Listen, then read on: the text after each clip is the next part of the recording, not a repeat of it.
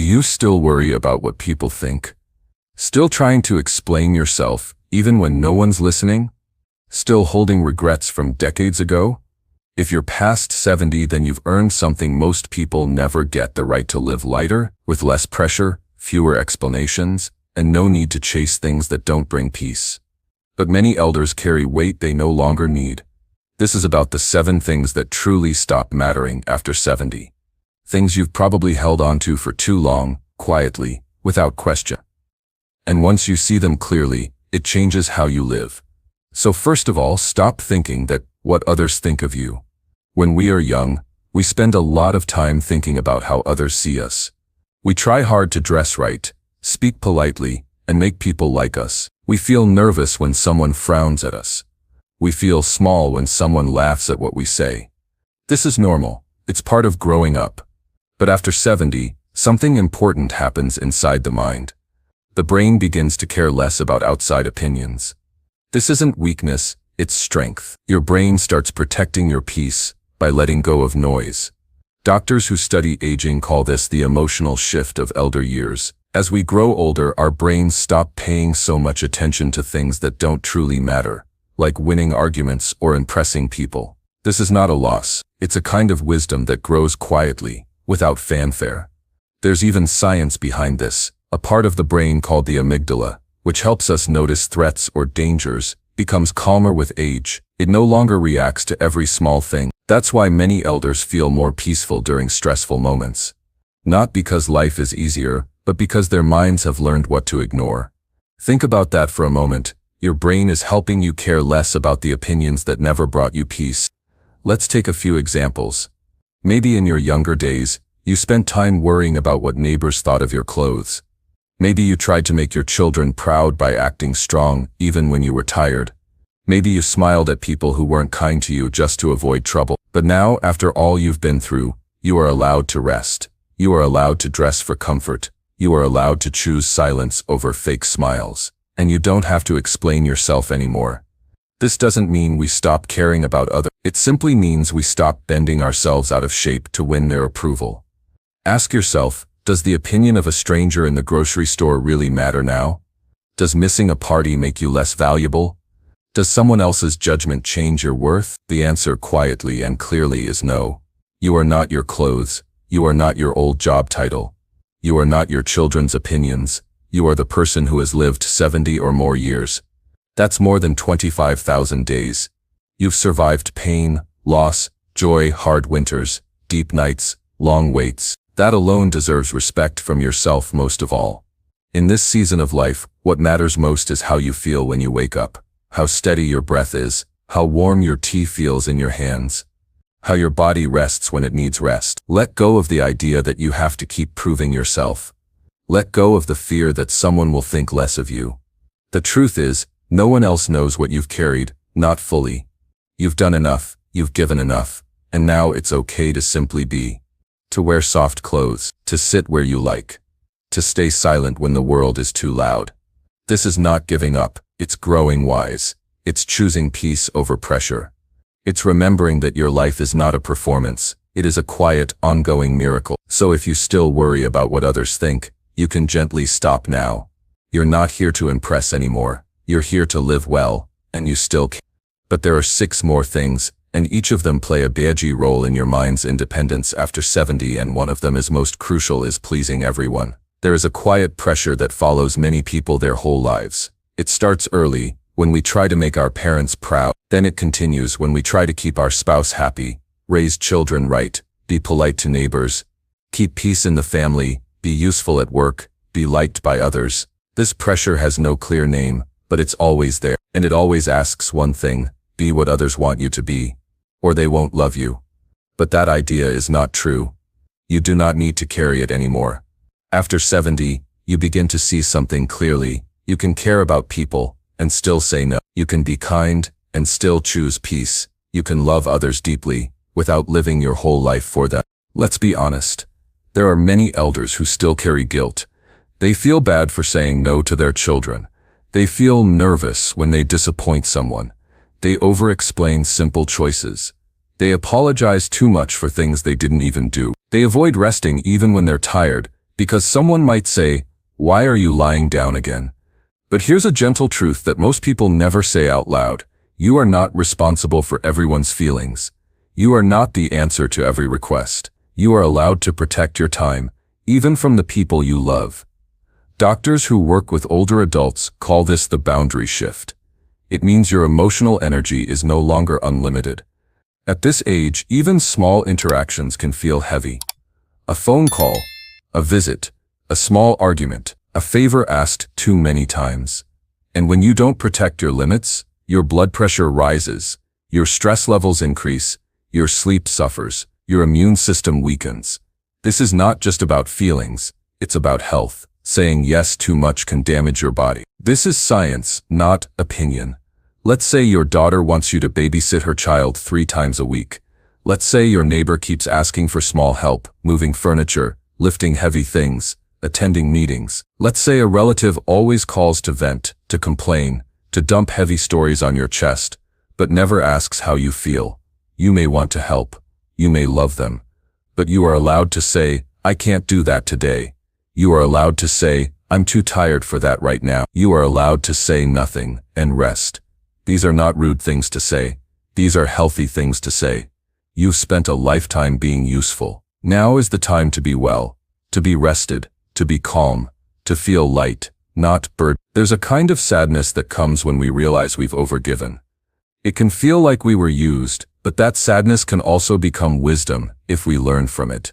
If we begin to listen to our body and stop trying to be everything for everyone. Let's make it simple. Here are things you don't need to feel guilty about anymore. Saying no, "I'm resting today," not explaining your decisions, canceling a visit because you're too tired, telling your adult child you cannot give more money, missing a wedding, birthday, or family dinner because your legs hurt, asking for quiet instead of listening to more complaints. Your life is not an open door. Your peace is not something to give away every day. Your heart is not a hotel. You are not responsible for keeping everyone else emotionally comfortable. You are responsible for your health, your calm, your inner light. That's enough. That's more than enough. And the people who truly love you, they will understand. They may not understand right away. They may be surprised. They may even feel hurt at first. But in time, if they love you, they will grow. And they will see that your strength is not selfish. It's necessary. So if you're still trying to please everyone, still saying yes too much, still swallowing your own needs just to keep others happy, I want you to pause today, breathe deeply, and say to yourself, "It's okay to choose myself now." Because peace matters more than approval. There is a very famous quote as "Why did you worry about the past as it have passed away?" And that is perfectly suiting for regret over the past. Some thoughts are like echoes. They return again and again, even when the moment is long gone. You can be sitting alone, doing nothing in particular, and suddenly a memory shows up. A mistake, a missed chance, a wrong word spoken too fast, or words you never said at all. Regret works this way. It doesn't knock, it doesn't ask permission, it just walks in. And after 70, many elders feel these old memories even more clearly, not because the mind is weaker, but because it has more space. With fewer outside tasks, the brain has time to wander, and sometimes it walks straight into the past. But here's something important that doctors and emotional health experts agree on. Living with deep regret creates stress in the body. Studies show that regret affects blood pressure, sleep quality, digestion, and even immune response. The more we hold on to guilt or sorrow, the more it shows up in how the body behaves. Regret is not just an emotion, it's a weight. And the body feels it in the shoulders, the chest, the stomach, and the breath. Now think back to what we talked about in the first point, about not caring so much about what others think. Letting go of regret is closely connected to that, because many regrets aren't even about your own truth. They're about how you think others saw you. I should have done more for my parents. I shouldn't have said that to my daughter. I should have worked harder. I should have saved more money. I should have stayed married or left sooner. I should have gone to the hospital earlier. So many should haves, so many old stories we carry in silence. But let's stop here, gently, and ask something simple. Did you do your best with what you had at the time? If the answer is yes, or even "I think so," then it's time to release the grip. You can't change the road you already walked, but you can change how you walk today. And this isn't just kind advice, it's also real brain science. The hippocampus, The part of your brain that stores memory gets reshaped by repeated regret. When you keep going over the same painful thought, you make it stronger. That means the more you think about something bad you did, the more real it feels. Even if it happened 40 years ago, even if you already apologized, even if the other person has long forgotten. So what can you do instead? You can replace the thought with something balanced. When the regret returns, don't argue with it. Don't pretend it never happened. Just say to yourself, that was then, this is now. I am wiser today. You can also write it down, not for anyone else, just for you.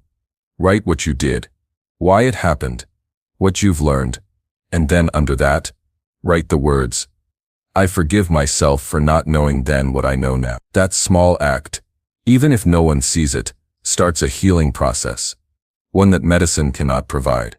And remember what we said in the second point, about not pleasing everyone. That includes your past self. You don't have to keep proving yourself to the younger version of you. You are not him or her anymore. You have changed. You are still here. You are still growing. That means your story is not over. And that means regret is not the ending. It's just one of the chapters. We'll talk more about this kind of inner peace in one of the final points, where you'll learn how deep understanding actually changes how the body heals. But before we get there, you have to be willing to admit something. You are already doing better than you think. You are already more forgiven than you feel. You are already more healed than you notice. You just haven't caught up to the truth yet. And that's okay. So today, if a regret shows up again, gently tell it, I remember you, but I'm not living in your house anymore. Then take a slow breath and come back to now. Because your life still belongs to you, not to your mistakes, not to your memories, but to this quiet moment where you are free to begin again. I know those are disturbing and hard to forget moments, but you can, as now you are going to settle up your new life with a completely new beginning. And for that you must avoid one great depression or reason of it. Keeping up appearances. There was a time when it mattered how you looked to the world, not just your face or your clothes, but your home, your manners, your car, your speech, even your smile at the wrong moment. Maybe you don't think of it often, but it shaped how you lived. Clean shoes before going out, a tidy living room for guests, even if no one came, a polite laugh at dull conversations, a carefully chosen outfit, even when your feet were aching. You weren't being fake. You were surviving, because many of us were raised to believe that being seen the right way meant being respected, protected, accepted. But after 70, those rules begin to fall apart, not from anger, but from truth. There is nothing to prove anymore. The clothes, the house, the opinions of others, they no longer define you.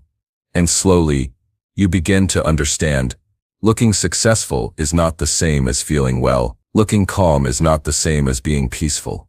Looking happy is not the same as being free.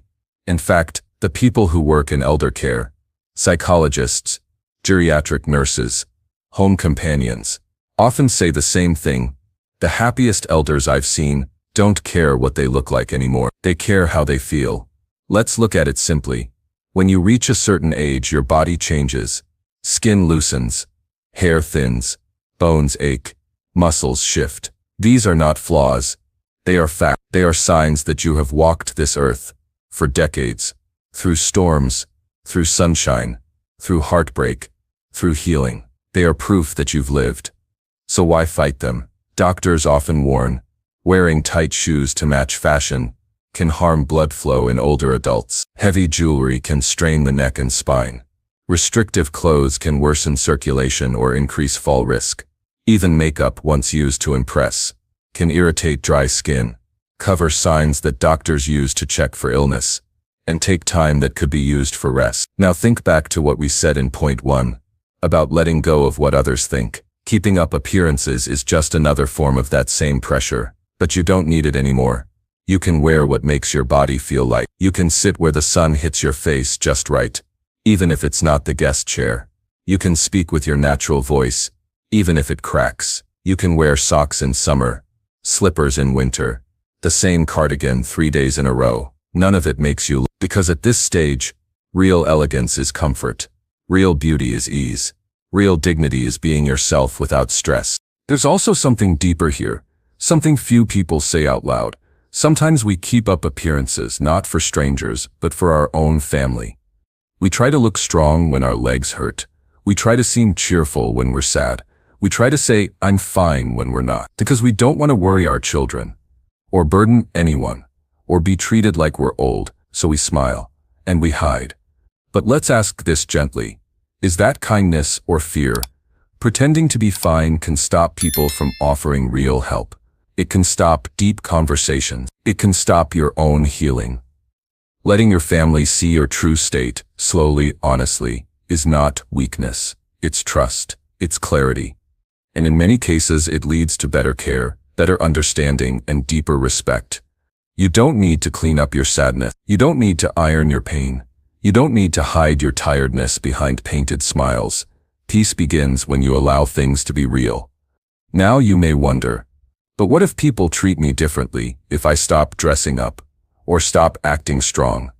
Let them. Their reaction is not your responsibility. Your body is not a mannequin. Your face is not a stage. Your home is not a showroom. All of these things are meant to serve you, not the other way around. And like we'll explore in one of our final points, once you understand what truly matters on the inside, these outside things lose their grip. So today ask yourself, am I still dressing for someone who isn't even looking? Am I still pretending for people who don't ask how I really feel? Am I still arranging my life to look okay when I could actually be okay? The answer might surprise you, but it will be even more better if you stop trying to be right all the time. There was a time when being right felt important, maybe even necessary. You wanted to explain your side, to make someone understand, to correct a wrong, to stand your ground in an argument, to make sure the facts were known. This is human. It's how most of us were raised. To defend what we believed, to speak up when we felt misunderstood, to finish every disagreement with the final word. But after 70, that feeling begins to change. Not because your ideas matter less, they don't, but because your time, your peace, and your calm matter more. You begin to see that many arguments don't bring solutions. They bring tension, fast heartbeats, raised voices, tight chests, and afterwards, silence that lasts too long. There's even science behind it. Studies show that arguments in later life can raise blood pressure, increase inflammation in the body, and reduce sleep quality. Even if the conflict was small, the body responds to stress more slowly after 70, and it recovers more slowly too. Which means a 10-minute argument can affect your body for hours, sometimes days. Now think back to what we discussed earlier. In point 1, we talked about caring less about what people think. In point 2, we talked about letting go of the need to please everyone. This point is closely connected to both. Because the urge to be right is often not about truth. It's about being seen. It's about feeling heard. It's about making sure someone else knows. I'm not foolish. I'm not weak. I know what I'm talking about. But the older you grow, the more you realize peace is more useful than victory. And being understood is not always better than being well. This is not giving up. It's choosing your battles with care. It's asking yourself, is this worth the rise in blood pressure? Will this bring any calm afterward? Will this person really listen? Let's look at some examples. You're at the dinner table and your nephew says something wrong about history or politics. You want to correct him because he's clearly mistaken, but ask, will that correction bring understanding? Or just tension? Or let's say your adult child misremembers something from the past, maybe a story from their childhood. You want to say, that's not what happened. But does fixing the story fix anything? Does it reopen a wound that doesn't need air? Another common example. Your spouse forgets a detail or says something that makes you feel blamed. The old urge is to push back. No, I never said that. But sometimes silence, or a change of topic, is the gentler. This doesn't mean you stop sharing your thoughts. It means you stop chasing the need to win the moment.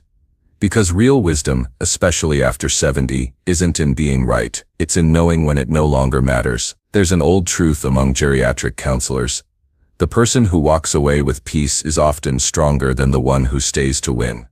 So ask yourself, do I need to correct this person? Or can I let it pass? Is this moment really worth my energy? Am I speaking to share truth? Or to protect my pride? If the answer leans toward pride or fear or habit, then maybe the moment has already passed. As we'll explore later in point 7, holding on to anger or needing to control every detail can quietly harm your health, far more than being right ever helps. So if your body is tired and your heart is calm and the other person is not truly listening, there is no harm in saying nothing, or simply saying, "I see," and letting it end there. Now I know after all you might think that I will get alone after doing all these stuff. Nobody is gonna reach me even to say hello, and actually it's really very disturbing if life have no one to care and talk to you. This is called fear of being alone. For most of life, being alone felt like a warning. An empty room, a quiet phone, a long afternoon with no one visiting. These things once made you feel forgotten, maybe even unsafe. And so you stayed close to people. You called, you visited, you said yes, even when you were tired, just to avoid feeling alone. But after 70, the meaning of alone begins to shift, and it becomes very important to ask a simple question. Am I lonely or just not distracted? Because they are not the same thing. Loneliness is painful. It feels like being unseen, unwanted, or invisible. But being alone is not always loneliness. It can also be rest. It can be space. It can be clarity. It can be peace. This is something researchers have studied for many years. One study from a university in Sweden found that many people over 70 who live alone do not report higher sadness, but higher satisfaction. Why? Because they are free to shape their day, to sit when they want, to walk when they want, to rest, to read, to think. No need to explain anything, no need to perform, just life, as it comes. Now this doesn't mean connection isn't important.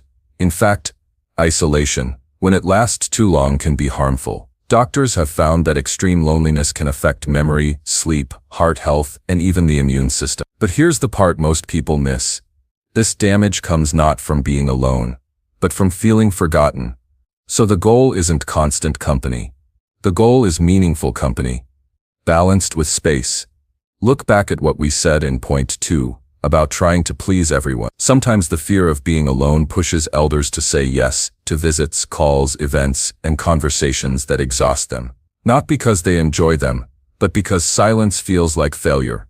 But it isn't. Silence is part of healing. Stillness is part of strength, and being alone when chosen is often the doorway to self-understanding. Let's consider an example. You wake up and no one calls. No one knocks. The house is quiet. That moment used to make you feel like something was wrong. But now, you use it. You stretch slowly. You make your tea the way you like it. You sit in a chair where the light hits your skin just right. You think. You write. You close your eyes. That moment is not empty. It's yours. This is called solitude. And it's different from loneliness. Solitude means, I am with myself, and that's enough. It's not loud. It's not exciting. But it's clean, quiet, gentle. And many elders find that after years of noise, this is what their soul was missing. You can still love your family, still enjoy visits, still look forward to phone calls, but you don't need them to feel whole. You can prepare a simple lunch for yourself and feel proud. You can water your plant and feel a sense of care. You can speak softly to yourself, kindly, slowly, and feel comfort. This is not loneliness. This is living. And remember what we said in the last point about not needing to be right all the time.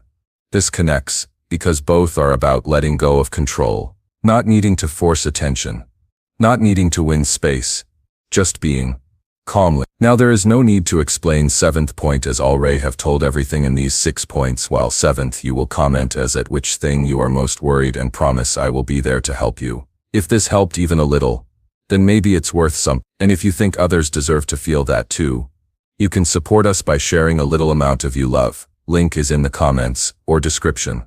It's there for anyone who wants to help us keep making content that respects your age, your experience, and your peace. And before you go, just take 5 minutes today as deep breathing alone by remembering old junk moments and thinking about how the future will shape itself. We will meet again. Until that moment, we love you all. Take care and bye.